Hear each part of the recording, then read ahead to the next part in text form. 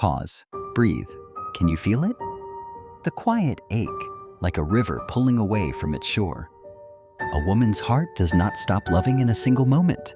It is not a thunderclap, nor a sudden storm. It is a slow, silent drift. A tide retreating into the depths of her soul. You, sacred woman, you who carry the weight of your own becoming, have you felt this drift? Have you stood at the edge of love, watching it slip through your fingers? Not because you willed it, but because something deeper, something unspoken, called it away? This is not a story of blame. This is not a tale of failure. This is a journey into the unspoken truth. Why a woman stops loving a man, and why that loss is a sacred unraveling, a call to return to herself. Carl Jung, the sage of the soul, whispered of the psyche's hidden currents, the archetypes, the shadows, the divine feminine that lives in every woman. He knew that love is not just a feeling, but a mirror, reflecting the parts of us we have yet to embrace. And when love fades, it is not the man alone who shifts the tide. It is the woman's soul, crying out for integration, for wholeness, for truth. So come, walk with me. Let us step into the shadows together, where the unspoken truths of your heart wait to be seen. The shadow. Oh, how it lingers, like moonlight caught in a tangled forest. Jung taught us that the shadow is not our enemy, but a part of us. The unhealed wounds, the suppressed desires, the pieces of ourselves we've buried to survive. A woman loves with the fullness of her being. Her heart is a garden, blooming with hope, with dreams, with the sacred feminine that longs to create, to nurture, to connect. But when her wounds remain unseen, when her pain is dismissed, her vulnerability ignored, the garden begins to wither. Perhaps it was a moment, small, almost unnoticed. A word unspoken, a need unmet, a glance that carried judgment instead of love. Or perhaps it was a lifetime of moments, stacked like stones, building a wall between her heart and his. The shadow grows in silence. It festers in the places where she feels unseen, unheard, unheld. And slowly, so slowly she may not even name it, her love begins to retreat, not because she chooses to, but because her soul cannot thrive in a space where her wounds are left to bleed. You beautiful soul, have you felt this? Have you carried wounds you dared not speak? Have you longed for a love that sees not just your light, but the shadows you've hidden so well? This is the first truth. A woman stops loving when her wounds are no longer held sacred, when the man she loves becomes a mirror of the pain she's fought so hard to heal. Close your eyes. Listen. There is a voice within you, soft, fragile, yet fierce in its longing. It is your inner child, the girl who once danced in the rain, who believed in magic, who trusted that love would always hold her. Jung spoke of the inner child as a spark of the divine, a fragment of the soul that carries our purest essence. But she is also the keeper of our earliest wounds, the moments when we learn to hide, to shrink, to silence our truth. When a woman loves, she offers this child to the world. She dares to be vulnerable, to let her softness shine, to trust that her heart will be cradled. But when that trust is broken, when her inner child is met with indifference, with criticism, with absence, she retreats. Perhaps he did not see her. Perhaps he could not hear the quiet cries of her heart, the moments when she needed reassurance, when she needed to be held, not just in body, but in soul. And so the inner child, once so eager to love, begins to close the door. You, radiant woman, have you heard her? Have you felt the ache of your inner child, whispering that she is tired, that she cannot keep giving to a love that does not see her or her? This is the second truth. A woman stops loving when her inner child no longer feels safe, when the man she loves cannot hold the fragile spark of the girl she once was. And yet, You are not just a woman who loves. You are a wounded healer, an archetype Jung revered, a soul who carries pain, not as a burden, but as a sacred offering. The wounded healer knows loss. She knows betrayal. She knows the sting of love that falters. But she also knows the power of transformation, the alchemy of turning pain into wisdom, shadow into light. When a woman loves, she brings this archetype to the dance. She offers her strength, her resilience, her ability to see beauty in brokenness. But when her healing is not honored, when her efforts to mend, to understand, to bridge the gap are met with resistance, she begins to withdraw. It is not that she stops caring. It is not that her heart grows cold. It is that she realizes, in the quiet of her soul, that her healing cannot flourish in a love that demands she dim her light. You, sacred healer, have you felt this call? Have you poured your heart into a love that could not meet you in your wholeness? Have you stood at the crossroads, knowing that to stay would mean betraying the healer within? This is the third truth. A woman stops loving when her wounded healer can no longer bear the weight of a love that asks her to sacrifice her own becoming. Oh, the feminine flame, that wild, untamed of the divine feminine, the energy that flows through every woman's soul. It is creation. It is intuition. It is the pulse of life itself. Jung saw the feminine as the anima, the sacred counterpart to the masculine, the force that balances, that dreams, that weaves connection through the threads of the heart.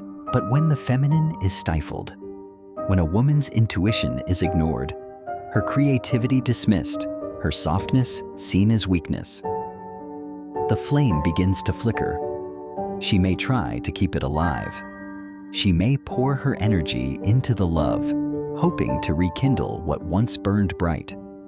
But when her feminine essence is not cherished, when she is asked to be less, to conform, to silence the wildness within, the flame grows dim, and with it, her love begins to fade. Not because she wants it to, but because the feminine cannot thrive in a space that denies its power. You, divine woman, have you felt your flame flicker? Have you sensed the quiet grief of a love that could not hold your wildness, your depth, your sacred fire? This is the fourth truth.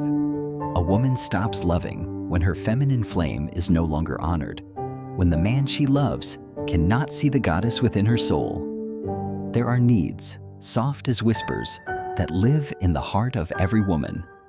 Not needs for wealth or status or fleeting praise, but needs for connection, for understanding, for a love that sees her soul. Jung spoke of individuation, the journey to become whole, to integrate the light and the shadow, the masculine and the feminine, the known and the unknown. A woman on this path craves a love that walks beside her, a love that honors her growth, her questions, her sacred unfolding. But when these needs go unspoken, when she feels she must hide her desires, her fears, her dreams, the love begins to feel like a cage. She may not speak it, she may not name it, but her soul knows, and slowly she begins to pull away, not out of anger, but out of a quiet, unshakable truth. Her soul cannot thrive in a love that does not see her needs. You, beautiful seeker, have you felt this ache? Have you longed for a love that meets you in your wholeness, that holds space for the woman you are becoming? This is the fifth truth. A woman stops loving when her unspoken needs are left to wither, when the man she loves cannot hear the quiet song of her soul. Love is a dance, a delicate interplay of light and shadow. But Jung warned us of projection, the act of seeing in another what we cannot face in ourselves. A woman loves with her heart open, but she is not immune to projection.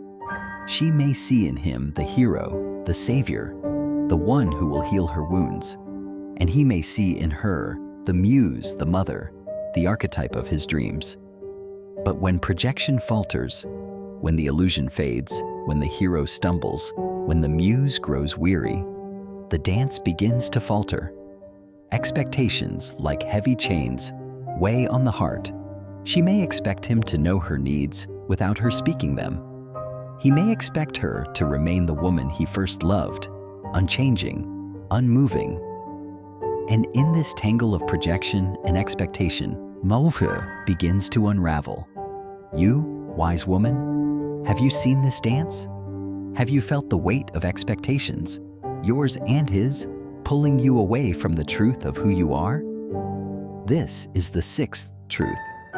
A woman stops loving when the dance of projection and expectation becomes a burden, when the man she loves cannot see her beyond the shadows of his own heart.